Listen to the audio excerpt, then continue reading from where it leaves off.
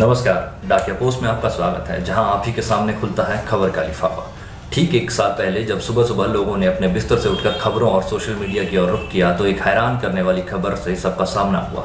News थी सुशांत सिंह राजपूत की आत्महत्या की। बॉलीवुड से जुड़े लोग अभी इरफान खान और ऋषि कपूर की मौत की खबर से उभरे भी नहीं थे कि इस तरह की खबर आ गई, जब सिने सितारों को चाहने वाले इमोशनल हो गए। सुशांत की मौत की खबर से शायद दुखी होने वालों की संख्या ज्यादा थी, क्योंकि ये एक नॉर्मल मौत नहीं थी, आत्महत्या थी। एक आत्महत्या में सिर्फ एक इंसान नहीं मरता, एक पूरे समाज की सोच, बिहेवियर और इंसानियत की उम्मीद दफन होती है। आत्महत्या तक पहुंचना और उसे अंजाम में लाने की हद तक हमें शायद अकेलापन नहीं, भीड़ पहुंचाती है। हालांकि आत्महत्या एक अपराध है, लेकिन आत्महत्या के लिए उकसाने वाली बहुत सारी ऐसी वजहें हैं जिन पर कोई सुनवाई नहीं होती। हर साल लाखों किसान, एग्जाम में फेल हुए स्टूडेंट्स, प्यार में धोखा खाए नई उम्र के बच्चों को हम सुसाइड करते हुए देखते सुनते हैं। दिन भर की तमाम समस्याओं और सोशल तानों से परेशान इंसान के दिल और दिमाग की लड़ाई में अक्सर जीत मौत की होती है। अब सुशांत जैसों की आत्महत्या क्यों लोगों के बीच सवाल पैदा करती है? इसकी वजह है सुशांत का साधन संपन्न होना। शायद जैसी जिंदगी सुशांत की थी, वैसी जिंदगी के सपने पालने के लिए बहुत खुशकिस्मत होने की जरूरत हो। एक बड़े नाम, अच्छी शोहरत वाले इंसान का आत्महत्या करना सवाल खड़े करता है कि जिंदगी में सब कुछ पा लेने के बाद भी क्या सुकून और सुख की गारंटी नहीं है। सुशांत मामले में जिस तरह से साल 2020 से अब तक नए नए मामले खुलकर सामने आ रहे हैं, उससे तो यही लगता है कि मामला जितना सीधा दिखता है उतना सीधा है नहीं, या फिर बहुत ही ज्यादा सीधा और सपाट है, बस हम उसे वैसा देखना नहीं चाहते। ऐसा भी हो सकता है कि लाइफ की बड़ी बड़ी प्रॉब्लम्स का छोटा छोटा सॉल्यूशन ना ढूंढ पाने की वजह से सुशांत ने मौत को अपना लिया हो। बस एक पल की घोर निराशा दिमाग पर छा गई हो और एक कदम आगे बढ़ा लेने के बाद पीछे हटने का मौका ही ना मिला हो। जैसा मैंने कहा कि सुसाइड एक इंसान नहीं करता, उसके पीछे बहुत सारी वजह होती है। उसके लिए किसी एक इंसान को हमेशा जिम्मेदार नहीं ठहराया जा सकता। ऐसा नहीं है कि सुशांत अकेले ऐसे इंसान हैं जिन्होंने आत्महत्या की हो। उनसे पहले और बाद में बहुत लोगों ने अपनी जानें हजारों सवालों के बीच दे दी। अगर हम कुछ की बात करें तो इनमें प्रमुख थी प्रवीण बॉबी, फिल्म इंडस्ट्री की एक बेहतरीन अदाकारा जो अपनी ग्लैमरस लुक के लिए जानी जाती थी। एक दिन 2005 को अचानक अपने अपार्टमेंट में मरी हुई मिलती है। कहा जाता है कि उन्होंने अपनी जिंदगी को मौत की तलाश में भूखा रखा था। बॉलीवुड के शुरुआती दिनों में फेमस एक्टर गुरुदत्त ने साल 1964 में डिप्रेशन में आकर अधिक शराब और दवाइयां खाकर सुसाइड कर लिया था। महज 19 साल की उम्र में अपने करियर की बेहतरीन फिल्में देकर टॉप की हीरोइन में शुमार दिव्या दत्त 1993 की रात अचानक अपने 5वें माले के अपार्टमेंट की खिड़की से कूदकर जान दे देती हैं। कहा जाता है कि शायद किसी ने धक्का दिया हो, लेकिन मामला निपट जाता है सुसाइड पर। ऐसा ही एक और मामला सामने आता है साल 2018 में, जिसकी पता नहीं क्यों बहुत ज़्यादा चर्चा नहीं होती। बात कर रहे हैं अपनी खूबसूरती, एक्टिंग और डांस के लिए फेमस श्रीदेवी की दुबई में हुई मौत की, जिसे पोस्टमार्टम के बाद तो एक्सीडेंटल ड्रोनिंग का केस बता दिया गया था। लेकिन इस मामले में सीधा सीधा सा कुछ दिखता नहीं है। बाथटब में डूबने से मौत होना शायद किसी के लिए भी बचाना मुश्किल होगा।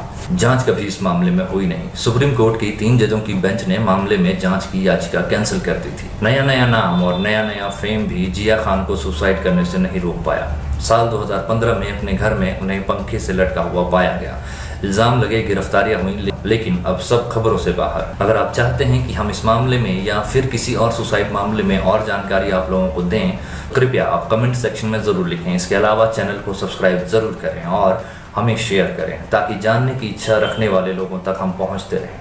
बॉलीवुड के इन सुसाइड्स के अलावा सीसीडी कैफे के मालिक वीजी सिद्धार्थ का अचानक सुसाइड कर लेना परेशान करने वाला था। वो सीसीडी जहां आम इंसान कॉफ़ी पीने की हिम्मत ना जुटा पाता हो, ऐसी कंपनी का मालिक इस तरह सुसाइड कर ले, अजीब था। उन्होंने अपने सुसाइड नोट में previous director general of income tax से हारासमेंट की वजह से सुसाइड लिखा था, लेकिन इस मामले में कभी भी कोई गिरफ्तारी नहीं हुई। इसके अलावा दादरा और नागर हवेली से 7 बार के एमपी मोहन देलकर का मुंबई आकर सुसाइड करना और अपने 15 पेज के सुसाइड नोट में लोकल अथॉरिटी और प्रफुल्ल कोड़ा पटेल द्वारा मिसबिहेवियर का इल्जाम लगाना भी कुछ दिन ही खबरों में रहा।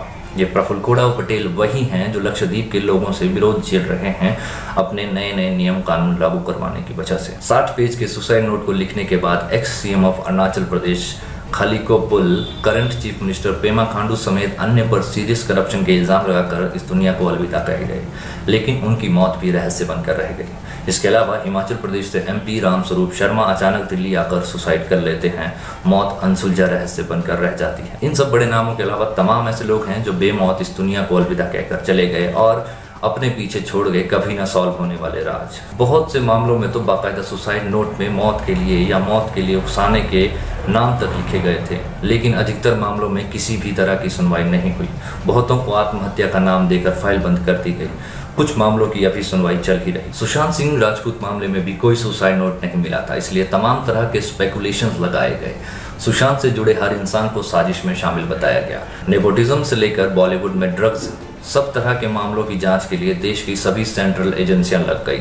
बहुत गिरफ्तारियां हुई, कुछ अभी भी हो रही हैं, लेकिन किसी भी एजेंसी ने अभी तक मामले में कुछ ठोस जनता के सामने नहीं लाया है। अबेटमेंट टू सुसाइड से शुरू हुआ मामला ड्रग्स कंजम्पशन और ड्रग डीलिंग तक आकर रह गया है। CBI की 90 दिन की डेडलाइन गुजर जाने के 1 साल बाद भी इस मामले में अपनी फाइनल रिपोर्ट सामने नहीं ला पाई है। इस सब के बीच जो सबसे कंसिस्टेंट चीज दिखाई दी वो है सुशांत के फैंस का लगातार सुशांत की मौत की गुत्थी सुलझाने और उसके अपराधियों को सजा दिलवाने की मांग के ट्वीट्स, जो लगभग हर दिन ट्विटर पर ट्रेंड होते रहे। इतना किसी पॉलिटिकल पार्टी या रिलीजियस ग्रुप के ट्वीट ट्रेंड नहीं करते हैं। इसके अलावा साल भर कोरोना से लाखों लोग दम तोड़ते रहे, लेकिन सुशांत के फैंस बस सुशांत के लिए न्याय मांगते दिखे। इस बीच बहुत से नामों में से एक नाम की खूब चर्चा रही, रिया चक्रवर्ती, जो कि सुशांत की उस वक्त गर्लफ्रेंड थी। मीडिया से लेकर सोशल मीडिया और चाय की दुकान तक हर कोई रिया को सुशांत की मौत के लिए जिम्मेदार मान बैठा, जो कि अभी भी जांच के घेरे में है। लेकिन इस मामले में जिस तरह रिया का कैरेक्टर असैसिनेशन हुआ वो गलत था। इस मामले में एक महिला की पर्सनल और प्रोफेशनल लाइफ को मीडिया ट्रायल से लेकर ट्विटर के ट्रेंड तक पहुंचने के बाद भी समाज के महिला अधिकारों के रक्षक और फेमिनिज्म का झंडा बुलंद करने वाले रिया के लिए आगे आते दिखाई नहीं दिए। अब ये मामला आगे कैसे और क्या रुख लेगा कहना जरा मुश्किल है, लेकिन इस मामले पर जिस तरह की राजनीति हुई वो चौंकाने वाली थी। जितना दर्द नेता, पुलिस, आम आदमी को होता दिखा, उसका 1% भी देश में हर रोज 400 के आसपास होने वाले सुसाइड में कभी नहीं दिखता।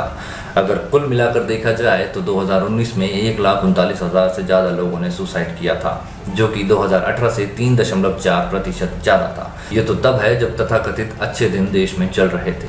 2020 में आए साल भर के लॉकडाउन और अभी भी काम धंधे ठप होने की स्थिति में कितने लोगों ने मौत का दामन थामा होगा कहना मुश्किल है, लेकिन अंदाजा लगाना बिल्कुल भी मुश्किल नहीं कि नंबर ऊपर ही गया होगा। हमारे लिए सुशांत सिंह राजपूत इसलिए खबर बन जाता है क्योंकि हमें आदत है बड़े सपनों को फॉलो करने की।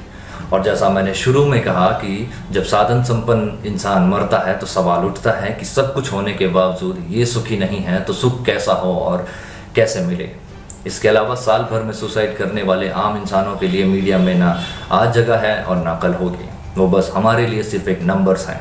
लेकिन असल बात यह है कि ये जो आम इंसान सुसाइड करते हैं उनके घर वालों के लिए वो नंबर्स नहीं बल्कि घर के मेंबर्स होते हैं।